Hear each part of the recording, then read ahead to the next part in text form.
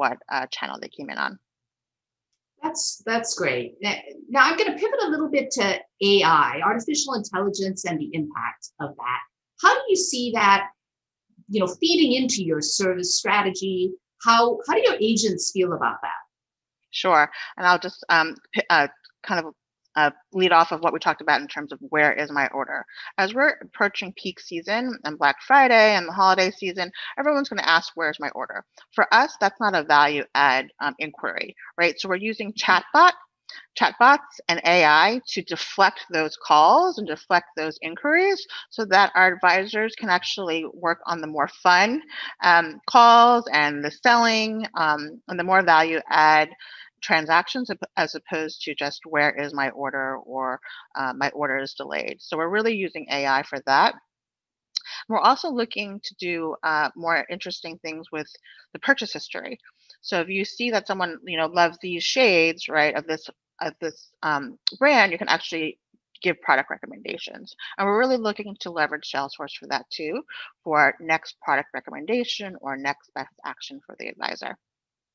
I love that. I mean, as a consumer, I too don't want the low value interaction. I would prefer a chatbot, right? Just answer my questions. Where is my stuff, or whatever the question is.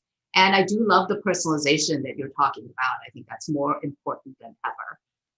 Now, earlier, Leah had told us a little bit about a research called the State of Salesforce. More than half of the businesses surveyed in the State of Salesforce report have increased their focus on brand loyalty and trust with their customers. How have you at Estée been able to build and maintain that trust with your customers during times where there's a lot of external challenges to the business? Yeah, so more so even how more important to have the 360-degree review of the consumer within Salesforce. So when they call us, they email us, they contact us via social media, our advisors know a lot of information about them. You're not just, the first time you're coming in, saying, oh, I don't know anything about you. So really having empathy for the consumer, having, that connection, understanding their habits and their social channels and their communications and which channels they like best, we're able to meet them where they want. So if they only want to communicate with us on WhatsApp, then that's where we're going to communicate with them on, right? A lot of people these days don't like to talk to companies on the phone. They like to have that asynchronous relationship, just like they do with their friends, right? So they want to trust their brands. They're going to be doing a Zoom wedding, right? They want to know what makeup they want to wear for their Zoom, wedding party. So we want to have that relationship with them, not just when they're complaining with us or when they have a product question. Yeah, that's that's beautiful. And we talked a lot about customers, but obviously that's one of your many stakeholders. As you think about your employees, the fact that they were able to pivot to remote, the fact that you mentioned you've got this global, very distributed workforce. How do you keep that communication channel with that employee constituency so you get good feedback and understanding of how people are feeling? So our advisors love the Salesforce platform, and we've actually been growing along our journey on the Salesforce platform. We added new channels. We just launched Chatter. So Chatter allows them to talk to each other around the world. We have a community of practice, and they can mention another advisor, let's say, in Europe or in LATAM or in APAC, and they can share best practices because we're all on the same platform. So they really love to learn the new enhancements we're putting in basically monthly. And it really helps with attrition. So it's not just, where's my order? Where's my order? Where's my order? They're actually doing some fun interactions as well with our consumers. And now that we have, the holidays coming, there are going to be some fun challenges ahead. But having a great platform like Salesforce allows them to really escalate where necessary, right? Escalate to different departments that might not be within consumer care. And also, if there's product quality issues, we can actually work directly with our product quality and quality assurance teams to make sure that the products are addressed in a timely manner. So having the power of Salesforce globally allows us to really do the follow the sun model as well. And we can help other regions out when other regions are overloaded, and actually have that whole holistic view of the consumer wherever we are in the world. I love that because you're taking beauty, which is such an in-person kind of experience, making it virtual, using all these tools. So as we, come out of the pandemic next year with all this promise of the vaccines, how do you see that innovation sticking? Like, is it going to keep going? Do you think it's going to go back to the old way? What are your thoughts on that? I actually think virtual selling is here to stay. I think that people are going to be hesitant to go back into the store, in big groups, or even go back to the malls. So I think that those um, folks at the counter and at the malls and at the stores are going to have to use that store and use um, that platform to do more outreach, right? To answer more virtual questions, to do more virtual um, hangouts or virtual makeup tutorials, right? Or hair tutorials, right? People want to dial in and see how to use the products, how to use the different products together, what the new products are, and how to do that new hairstyle with some of our hairstyling tips. People are wanting to tune into that. And I think that if those um, those experts are in the store, they have a platform and they have a following. But then to actually drive sales from those events, that's where it's key, right? To be able to actually have the consumers buy those products at that moment, as opposed to waiting for the next day or for the next week. I think that's where technology is going to be really integral to be able to help them, check out their basket immediately after those events. I love that. As the mother of two girls in late teens, early 20s, I see how they shop. I see, well, the love of beauty is universal. I see how they follow their influencers on Instagram, many of whom, are makeup artists and store associates who've just kind of expanded on their channels. So I think I agree with you. I do think this is here to stay.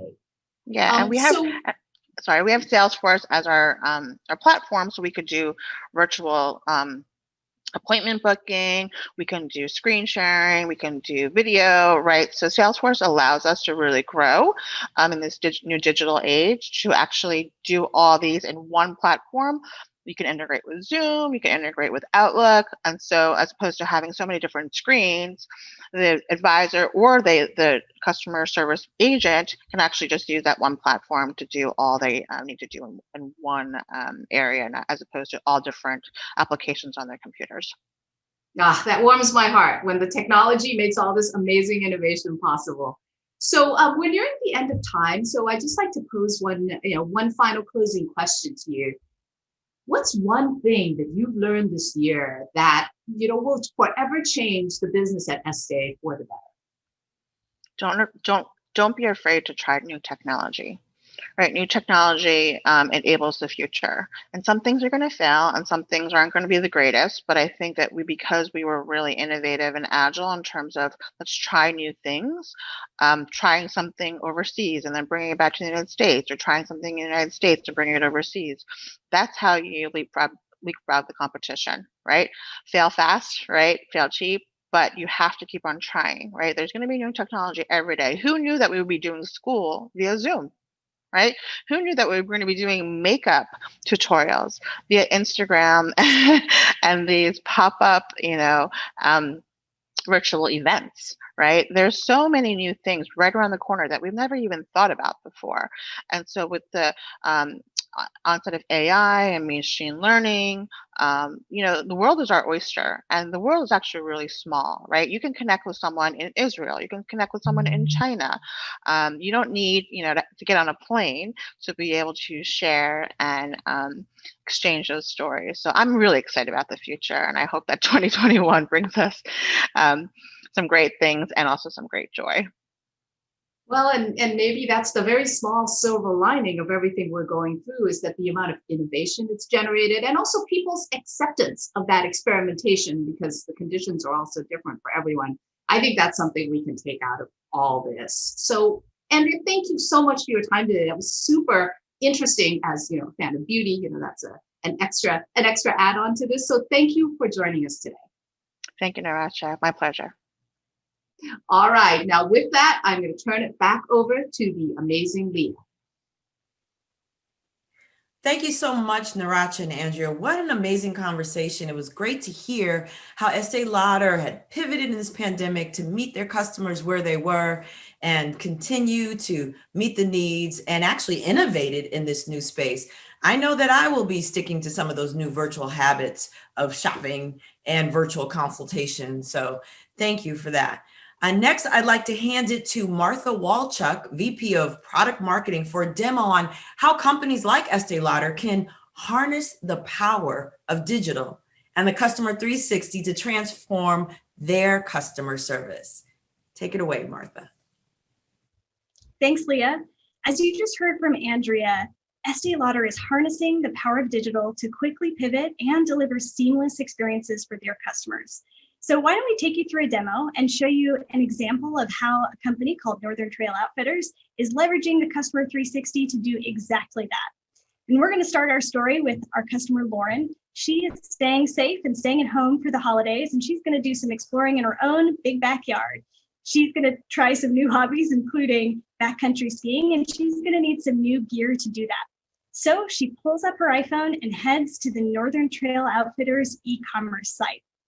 Companies like Northern Trail Outfitters have been able to pivot quickly and ensuring a seamless and cohesive branded experience to engage their customers across any device, thanks to Commerce Cloud on the Customer 360. She sees a lot of good options here, but it's definitely been a while since she's hit the slopes and she's really not sure what's the right gear for her. Normally she'd go into a store and maybe talk to an expert, but she doesn't have that option right now, but she does have the power of her phone. And Northern Trail Outfitters is making it easy for their customers to get in touch with them from anywhere on the channel of their choice. So she can go ahead and start a conversation on her favorite channel, and that is WhatsApp. And when she does initiate that conversation, she is going to be instantly greeted by a chatbot. Now, Einstein bots are native to the Customer 360, and they're connected to all the customer data. They're really part of a powerful suite of process automation capabilities called Einstein Automate. That's enabling organizations to really bring this powerful combination of automation and personalization together right in this experience that you're seeing for Lauren. She is offered a menu of different options to help her get started. And she notes that she wants to speak to a stylist. And what that's going to do is automatically kick off a flow to confirm a number of questions about her preferences that can ensure she's routed to the right expert. Now, keep in mind, this is just one example of what chatbots can do. Lots of service teams are using bots to handle appointment scheduling, things like order status, and even handle returns. Think about what that might mean for your business. What are some of those common processes that you might want to automate? Now, looks like our bot is pretty up to speed on what Lauren's preferences are, and it can seamlessly take that information, leverage it inside the system, and seamlessly transfer her over to the right stylist to help her with her questions. So let's take a look at that experience. Here, we are looking at our stylist Joel's service console. This is really the central place for him to engage with and advise customers from anywhere, including right now while he's working from home from his kitchen table. Now, based on Lauren's preferences and Joel's skill set, he's been routed her conversation. And here he's accepted it. He has everything in one screen. Here on the left, he's got the at-a-glance details about her loyalty status and lifetime value. And in the center, he has the details from Lauren's profile, her purchase history, and her propensity to purchase new products. That single source of truth is powered by the Customer 360, bringing together all the data across sales, service, marketing, commerce to help Joel personalize the experience and build a trusted relationship with Lauren. Now he can dive in and start helping her. And I want you to take a look here in just a second on the bottom right-hand corner of the screen. Pre-built replies are based on the context of this conversation are automatically surfaced. No more does Joel have to copy and paste from a notepad with common responses for Lauren. Now, you might be wondering, how does this work? Well, this is the power of Einstein, built-in AI that learns from past conversations to build a curated library of common replies so that Joel can be more efficient and customers like Lauren get a really consistent experience. Now, not only is that AI suggesting replies, it's also recommending the best next step for Joel, which in this case is to review the product recommendations for Lauren. And when he accepts that recommendation, he is presented with a workflow. to walk him step by step through Lauren's product recommendations. And this is really Einstein automated work, helping to digitize workflow and processes so that stylists like Joel can be efficient and stay in the flow of work. And Joel can even place the order right on Lauren's behalf from this screen. He doesn't have to leave. He can even add on that extra pair of pants that she forgot she'd also need. Once he completes that order, he can let Lauren know that it's on the way. She can get back to her day, peace of mind intact, and Joel can get on to helping the next customer. These are just a few examples of how companies like Northern Trail Outfitters can quickly pivot their business and deliver seamless service for their customers. Thanks so much. Back to you, Leah. Thank you so much, Martha. That was great. Now I'm going to hand it over to Neeracha and Simon Shaw, Customer Services Practice Director, IBM Services, to dive further into lessons learned from contact centers during COVID-19. Thank you, Leah. Well, I really enjoyed my earlier conversation with Andrea Chin of Estée, and I found it incredibly insightful about contact centers. So I'm so pleased to welcome Simon Shaw from IBM to talk a little bit more, dive a little deeper about what he's learned about contact centers during COVID. Welcome, Simon. Thank you. Nice to be with you. So what is the biggest lesson that you've seen that contact centers have learned from coming through this COVID pandemic? I think firstly, from a technology perspective, how important it is to have a sort of cloud-based, fully integrated platform approach to your tech stack. I think organizations got caught out at the beginning of this crisis thinking they could pivot to remote working or multi-location working, and then realizing they couldn't because they didn't have the infrastructure in place. And I think also a lack of realization around the importance that agents had with sitting next to their colleagues and being able to ask questions, and maybe this lack of a knowledge base and guided workflows when an agent's sitting at home, maybe on their own, versus being next to colleagues in the office. That's wonderful. We hear that a lot, the incredible impact of cloud technology. Excuse me. Now, if I were running a contact center or a service professional and I'm kind of looking at the future landscape, what is your best advice for me around what to focus on in 2021? I think firstly, take a step back and focus on, let's do an honest assessment of what went well. So what's the good, the bad, and the ugly for the last 8 months? What can we take lessons from that we did well, but also maybe really impacted us quite badly? And look beyond the contact center. What else was impacting you as a contact center leader from other parts of the business? And then as you move into 21, focus on an experience-led strategic approach. So, start to build a roadmap of technology, but not just technology, people, process, and the technology solutions. And where you can find some short-term tactical wins, launch those early and just test them and keep iterating on them, but still with that focus on that longer-term contact center roadmap. Thank you. I love that, the experience-focused strategy. Well, thank you for joining us today, giving us some insights. Really appreciate your joining, Simon. You're very welcome. I enjoyed it too. Thank you. All right, Leah, over to you. Thank you so much, Neeracha and Simon, for that great conversation. Now, you all know the drill. Now, you're going to want to see today's musical performance and interview with the one and only Leslie Odom Jr. So please go to Salesforce Live right now. That's right, Salesforce Live right now. That is salesforce.com/live. So if you're on Twitter, you want to join us on salesforce.com/live right now. We'll be waiting for you.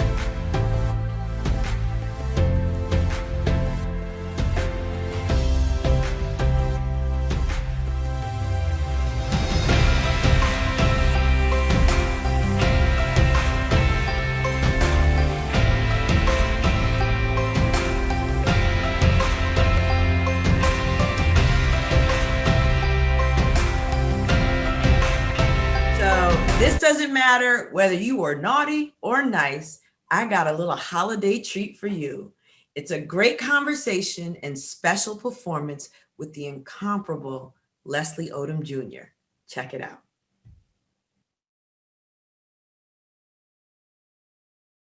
Oh my goodness. I am here in the Zoom where it happens with the amazing, the just super talented, superhuman, Mr. Leslie Odom.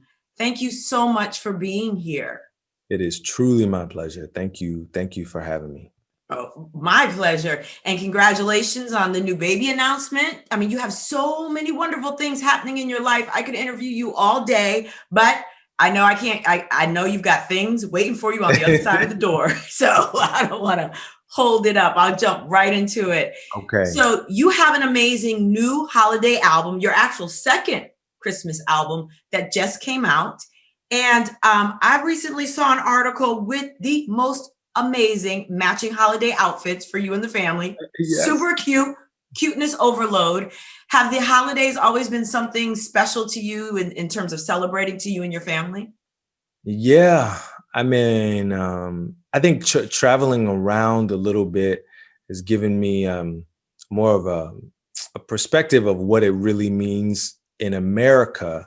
Mm-hmm. You know, there's some places they shut down once a day, you know, they go home for lunch and everything shuts down, and they really are respectful of rest.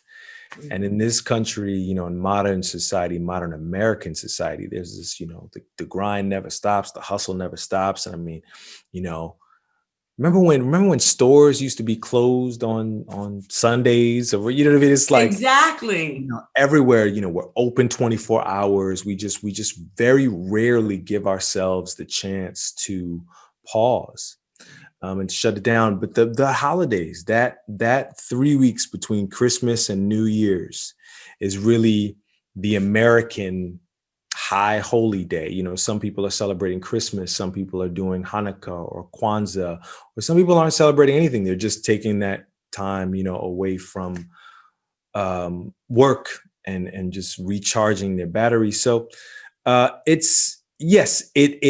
has always been important to me. And now with work and as the family grows and stuff and the schedule grows, it has become more important. Now, for the holidays and on the Christmas album, I just listened to it, your second one. My favorite is the duet between you and Nicolette. Oh, thank you. What is your favorite song, a holiday song? Well, my favorite holiday song is probably Have Yourself a Merry Little Christmas. Oh, okay. One of my favorites is This Christmas. Oh, it's great. So if you ever want to sing it, I'm just saying. That one is so tricky because Donnie just, how do you touch that after Donnie? It's maybe his most famous recording. You're right. In a career, famous recordings. I don't even know how you would touch it. I'm going to leave that for Layla. Layla Hathaway, I got you. Now, you recently spoke at the Arthur Miller Foundation Awards celebrating your commitment to arts education programs in the school.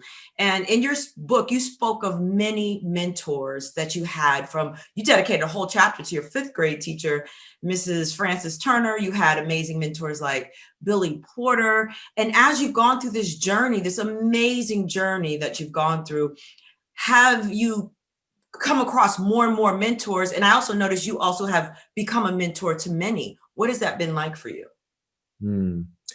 It completes the circle. It's the only way really that you can give back. It's the only way, because, I can never repay those Mrs. Turner or Dr. Good or, Mark Johnson, my 8th grade jazz band teacher. I can't repay these folks. What I can do is pay it forward. So it's the only way that you have to say thank you is to be that person for somebody else now. And in these mentors, what of all the many, when you think of the first one that comes to mind, share with me who that would be and why you admire them. I think there was something about all of them, whether it was Mrs. Turner or Mr. Johnson or my first acting teacher, Miss Maureen, who I owe her a phone call right now.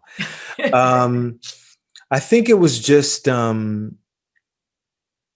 being seen as an individual. I think that I've forgiven so many of the teachers that I wasn't as connected with, or the teachers that I was, maybe a little adversarial with, I've forgiven a lot because they really do have such a hard job. It's one of them, and they're 30, 31, 32 students looking back at one of them. And so a lot of times they have to do what is going to reach as many of these kids as possible. How do I reach 20 of them? How do I reach 25? Right. I may not be able to get to the people that are on the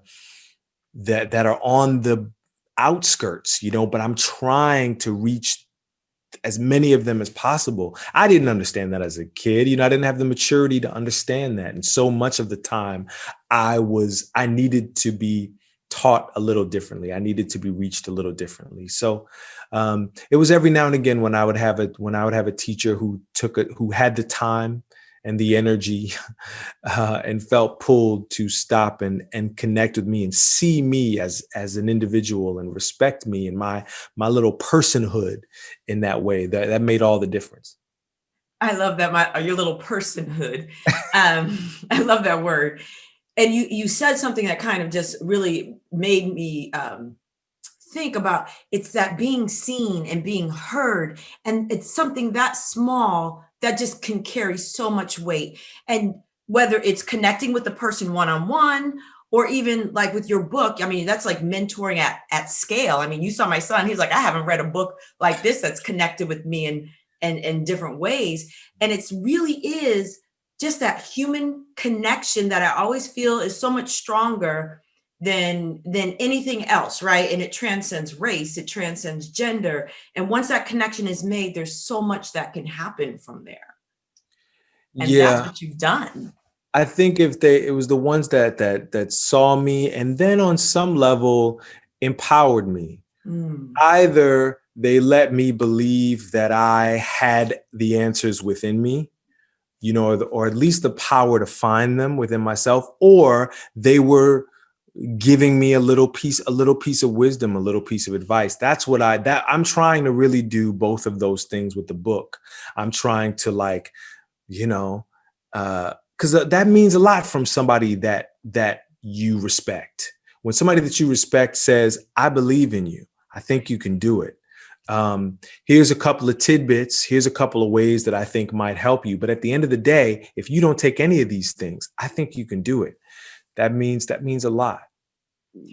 But it's also being open to receiving that information, right? You can have the most amazing mentors, but it's keeping an open mind and open heart to receiving that. And like I always tell people, take what you need and leave the rest, right? But you got to be willing to listen. That's for sure. I think that's what has made me, because that relationship it goes two ways. It's not just, it's that people are willing to give up their time. They're willing to make an offering to you if you're going to receive it, if they think that it's going to be respected and valued.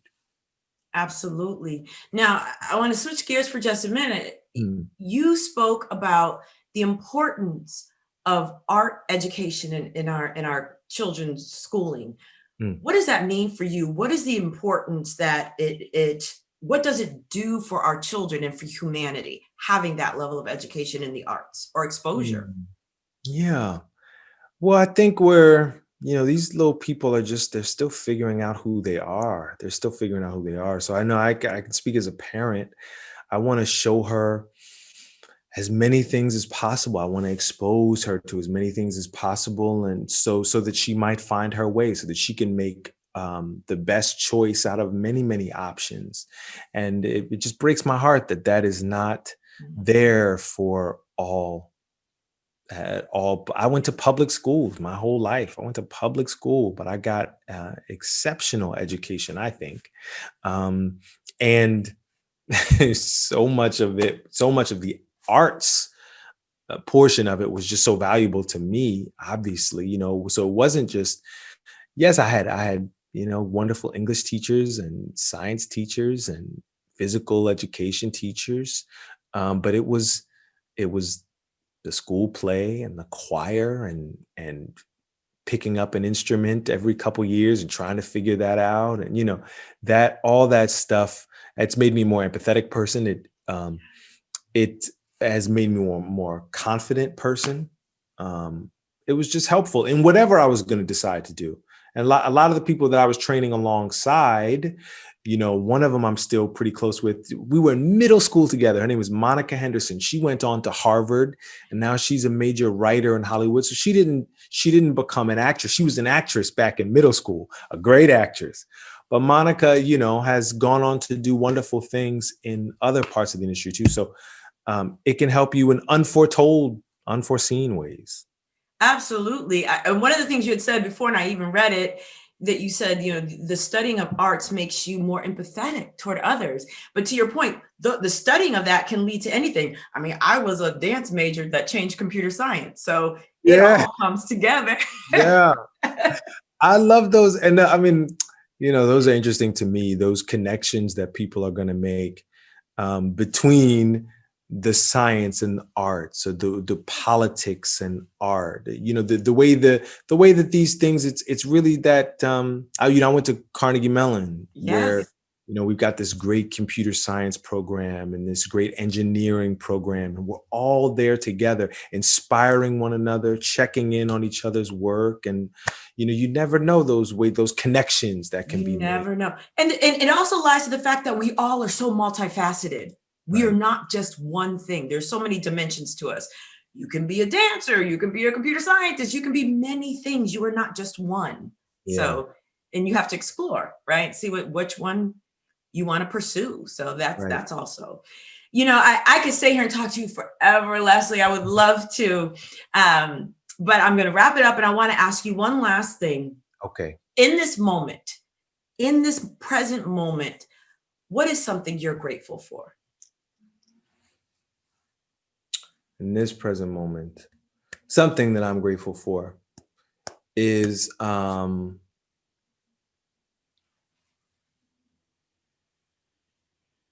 honesty. I have friends that I have known. I've had friends 10, 15 years. The conversations that we're having based on the events of this year, based on how we've been broken open and broken down, the way that we're connecting with one another, the truth that we're telling one another. The Bible says the truth will set you free. Hello. You got to tell the truth first. You want that freedom. The truth will set you free. So there's, in some of these long-term relationships that I've had, we haven't even been telling each other the truth this whole time. So I'm grateful for, even at the end of a really challenging year, I'm grateful for more truth. Oh, I love that. Look at you, about to take us to church. Come on now. Setting us free. That's the plate. Love it. Leslie, thank you so much. You are such a gift to the world. Continue to walk in your purpose, inspiring all that cross your path. I am just very grateful to have had this time to spend with you, even if it is virtually, and hope to see you back on stage again soon. Thank you for all that you share with the world. Thank you, Leah. Thank you. Thank you, Salesforce, so much for having me. I've had a ball.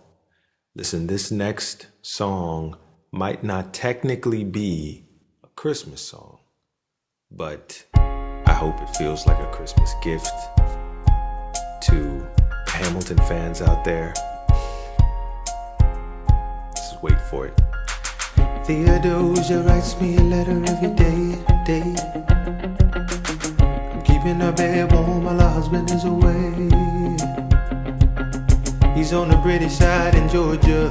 He's trying to keep the colonies in line. Well, he can keep all of Georgia. Theodosia, she's mine. Love doesn't discriminate between the sinners and the saints. It takes and it takes and it takes, and we keep loving anyway.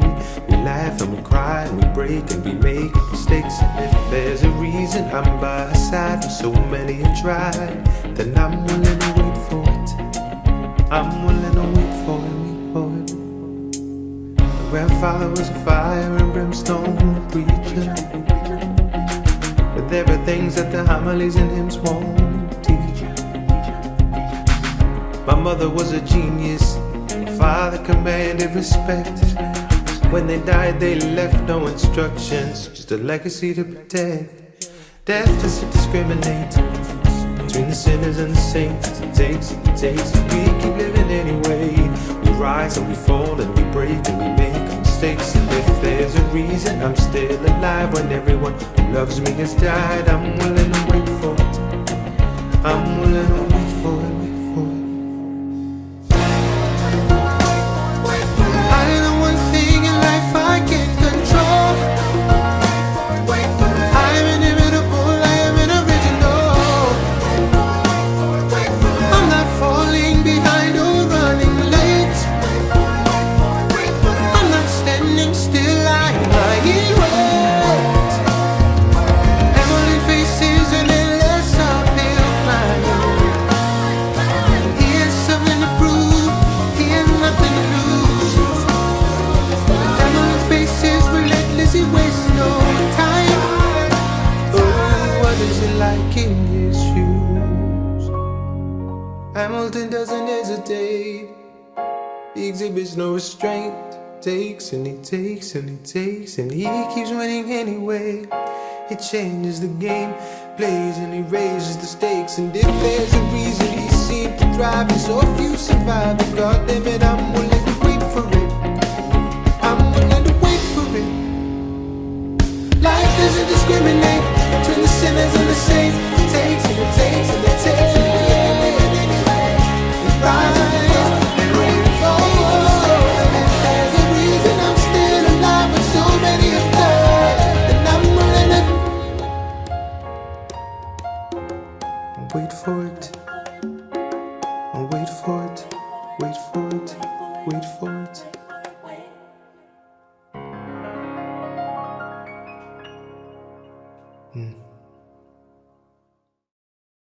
So this next one is a legitimate Christmas song. I got the ugly Christmas sweater on and everything. I'm going all in for a Christmas classic. We recorded a new version on my new Christmas album. I hope you like it.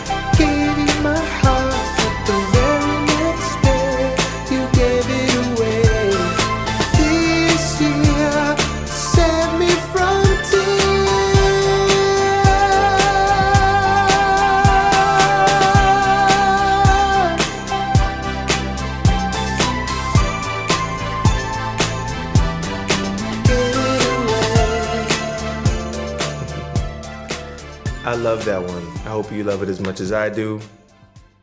Well, this has been so much fun. Thanks again for having me, for making space.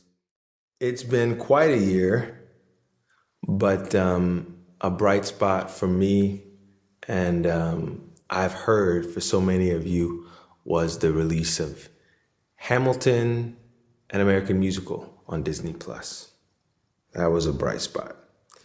So to honor that, let's do one more Hamilton music, one more song from Hamilton, the musical. Would that be okay? Is that okay? I think I heard a resounding yes.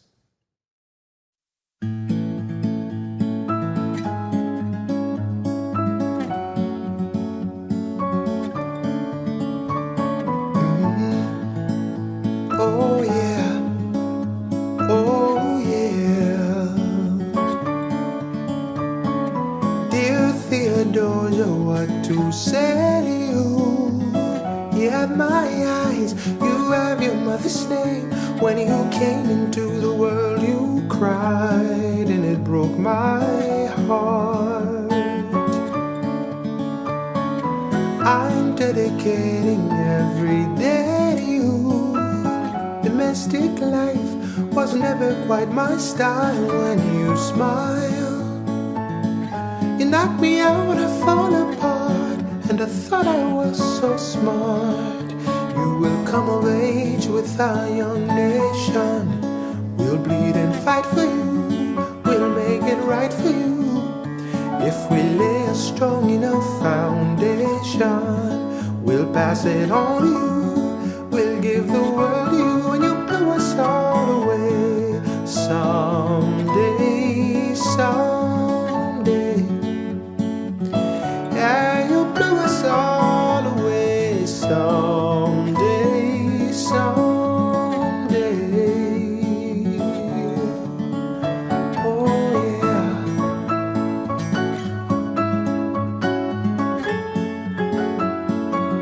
You know, when I first heard this song, I couldn't believe that the same writer wrote this and Satisfied. It's a genius. My father wasn't around. I swear that I'll be around for you. I'll do whatever it takes. I'll make a million mistakes. I'll make the world safe and sound for you. We'll come of age with our young nation. We'll bleed and fight for you. We'll make it right for you. If we lay a strong enough foundation, we'll pass it on to you. We'll give the world to you, and you'll blow us all away. Someday, someday. Yeah, you'll blow us all away. Someday, someday. Blow us all away. Someday, someday. Blow us all away. Someday, someday.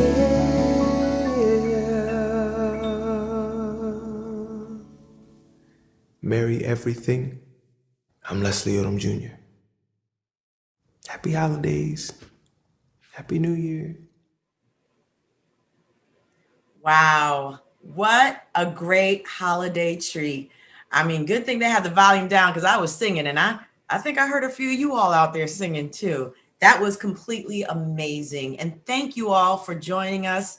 And thank you for joining us today. And you can find more of our Leading Through Change stories at salesforce.com/blog.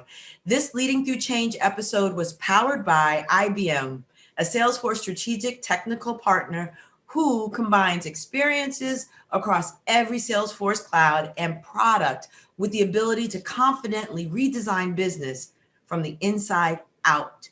COVID-19 has accelerated digital transformation in the contact center. The best companies are investing in platforms such as Salesforce to keep employees and customers informed and connected in this new remote digital first environment.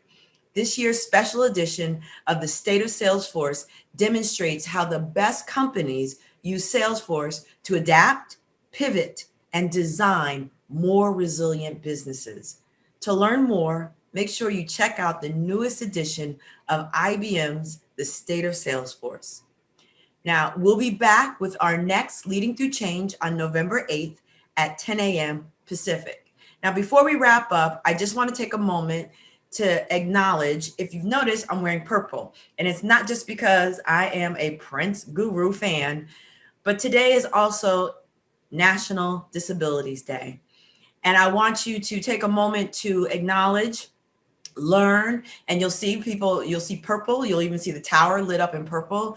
But I want to take a moment personally to acknowledge those particular parents who are home, homeschooling, remote learning with children with learning difficulties that run the spectrum. I myself, I am dyslexic, and I know the challenges of being remote. And I just want to share, acknowledge, and know that I am sending you all love and light. And please take a moment today to learn more and help acknowledge and inspire people with disabilities. Thank you.